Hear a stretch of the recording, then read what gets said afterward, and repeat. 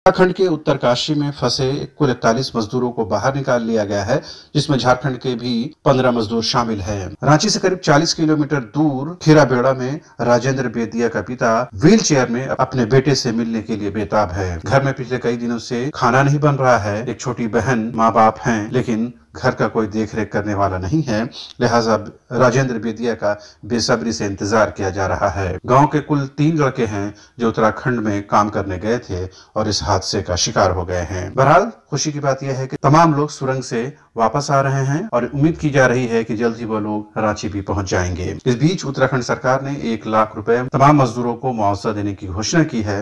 अब देखने वाली बात यह होगी कि राज्य सरकार इस दिशा में क्या कुछ करती है। राजेंद्र बेदिया जिस खीराबेड़ा गाँव में रहते हैं, वहाँ की हालत बेहद ही खराब है।